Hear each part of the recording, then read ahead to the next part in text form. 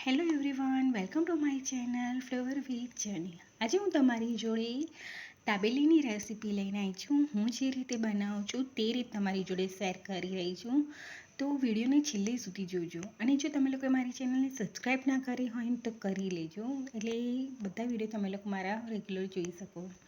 આ દાબેલીનું સ્ટફિંગ બહુ ફાઇન થાય છે અને આની ગ્રીન ચટણી બધું મારું ઘરનું બનાવેલું છે. તો વિડીયોની છેલ્લે સુધી જોજો.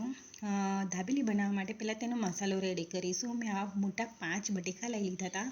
તેને ધોઈને બાફી લેવાના છે અને ઠંડા થાય એટલે ફોલી અને મેશ કરી લેવાના છે. પૂરી રીતે મેશ કરી લેવાના. પછી કઢાઈમાં એક મોટી ચમચી તેલ લેવાનું છે અને આદુ મરચાં એડ કરી દેવાના. આદુ મરચાં એડ કરી જે બટેકા મેશ કરેલા હતા ને તે એડ કરી દેવાના. બટેકાનું પૂરણ એડ કરી દેવાનું અને પછી ઉપરથી લાલ મરચું પાવડર, હળદર, ધાણા જીરું, ગરમ મસાલો એ થોડુંક જ મેં એડ કર્યું હતું. કચ્છી દાબેલીનો જે મસાલો રેડીમેડ આવે છે ને એ હું એડ કરીશ.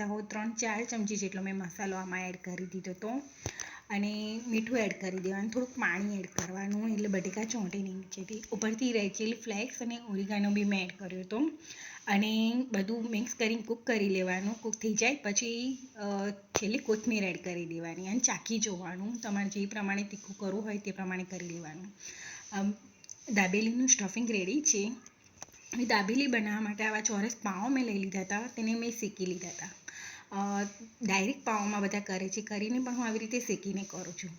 શેક્યા હતા તેલમાં, પછી છેલ્લે હું બંને શેકીશ ઘીમાં. હવે એક સાઈડ ખજૂરની ચટણી, એક સાઈડ ગ્રીન ચટણી લગાડી હતી મેં. આવી રીતે તમે અલગ અલગ ચટણી કરીને કરશો ને તો દાબેલી બહુ જ મસ્ત લાગે છે.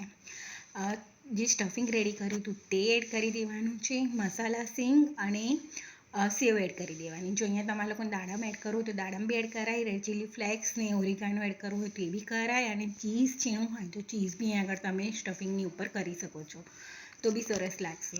નહીં તો આ રીતે બી તમે કરી શકો છો. પછી બંને ફૂલ કરી શેકી લેવાના છે.